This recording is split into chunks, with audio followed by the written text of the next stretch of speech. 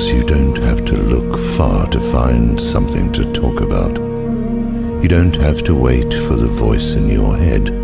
It just shows up and throws it in your face, like the North Dakota oil debacle.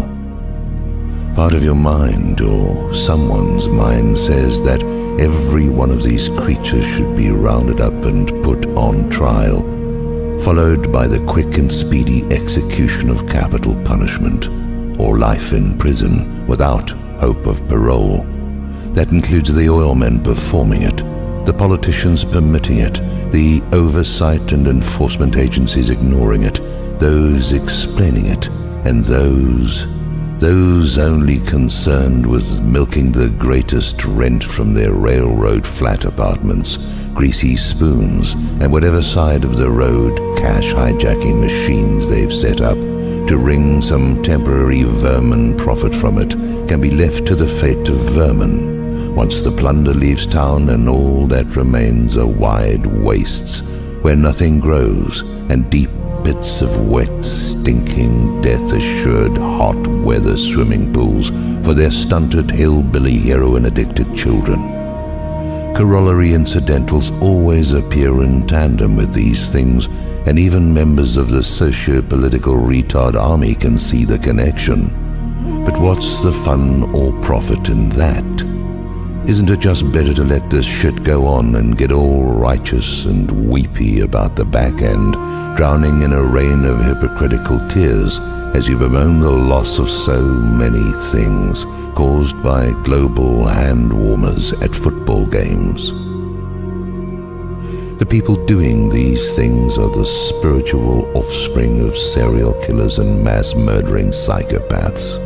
They know what they're doing and they know what happens, but it just doesn't matter, and maybe at this point, it doesn't.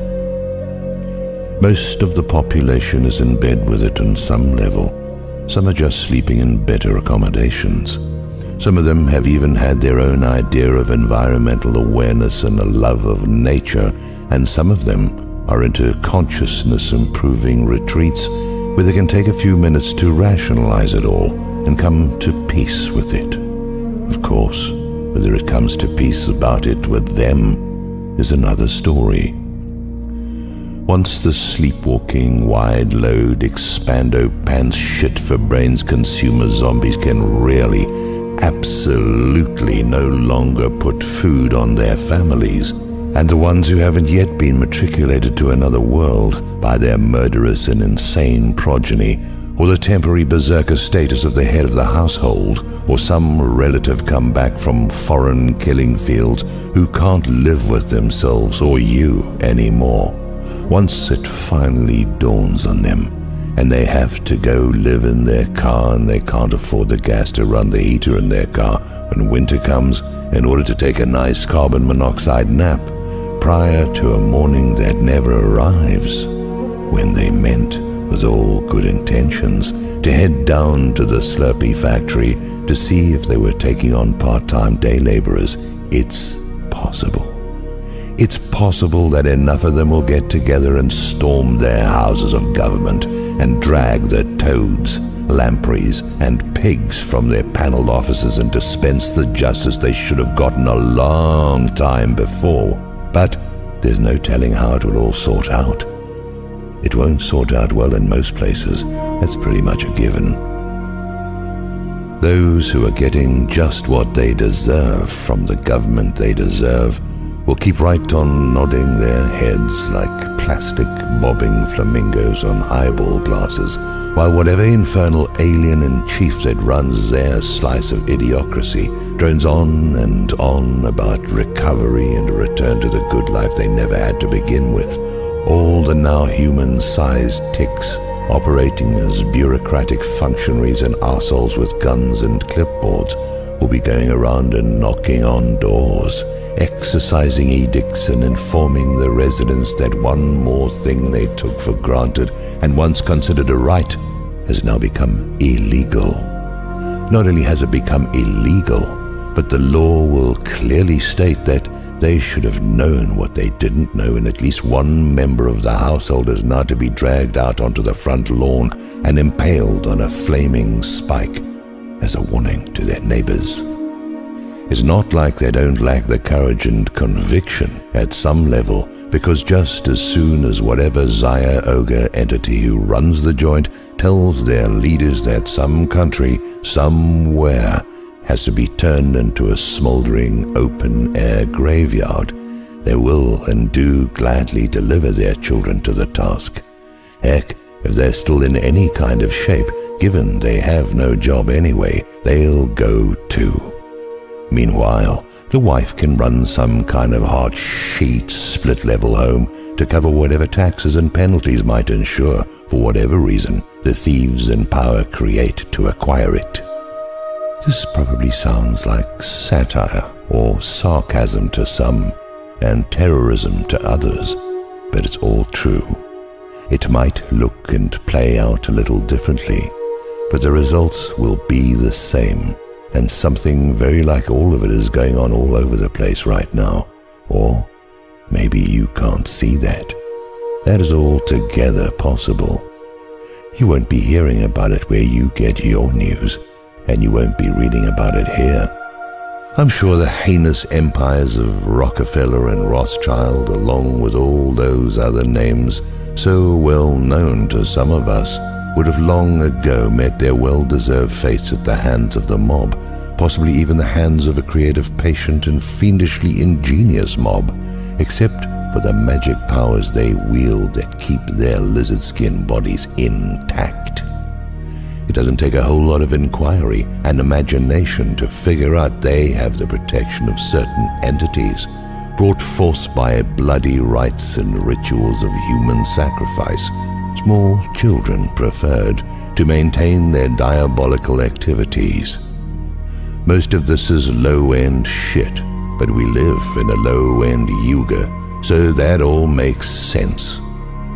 Every member of the Walking Wounded probably knows by now that Wall Street and the city are a cancer as great as anything Fukushima might deliver, and that they run the governments, and that whatever the governments have been doing to them comes at the order of these demon cabals. It would never have gotten this far if so many people hadn't wanted to become lawyers in their employ, hired guns for their protection, doctors in their service of disease, scientists in the service of plague, eugenics and euthanasia, office workers who produce and ferry all manner of official paper for the promise of a particular paper, confinement specialists who would rather be out than in, even though their confinement is just defined in another way.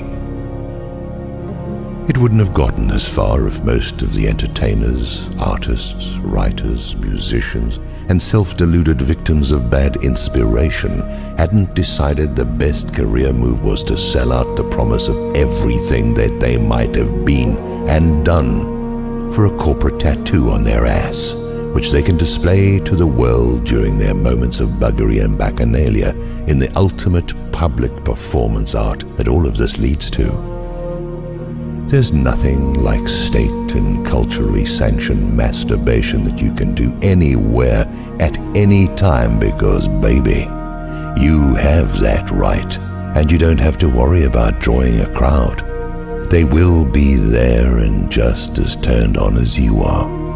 Thousands of cell phone cameras will be clicking or videotaping, and ZioTube will be waiting, just anticipating. Well, you won't have to worry about all the things you never ever will possess, because possession is assured. This is the time of the habitation of demons, and everyone gets to be a timeshare or a permanent resident, although the former doesn't usually exist unless you get real fucking lucky. Step right up, yeah, everybody's a winner. Don't ask why the rings don't go over the bottles or the ball doesn't go into the net. They wouldn't call it a trick if you could see what was happening.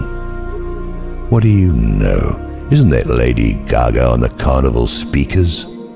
They've all come to see the freaks. Well, no worries there. Freaks you will have, especially when night falls.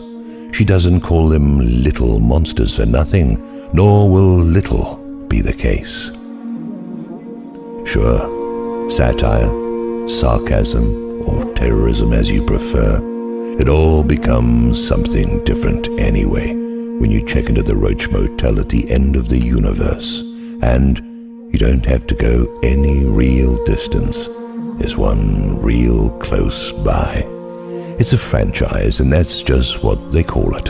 Something like putting the glimmer of romance on your already bought and sold ass. They don't really need to do that. You already gave it up without romance ever entering into the equation. But while there's still time for you to wake up and get pissed off, and still time for you to do something about it, certain forms of crowd control will be employed, even if only inside your head. You should know, though, that that's not all you're going to get. You do have to remember, they don't do it just for profit. They do it for the entertainment, too. All you need to think about is what you imagine they need, want, and require from you in that regard. Well, take a look at the way you came and what happened around you on the way. Even if it didn't happen to you yet, even if it didn't get around to you yet. Read a little history about other times like these, and keep in mind that this is the time when they really let all those potentials and appetites loose. You won't have to think too hard about what that means. You won't have to worry too much about waking up or sleeping through it either. There's not nearly as much fun in it for them, unless they can wake you up to be part of the experience, if that is all the awakening you prove capable of.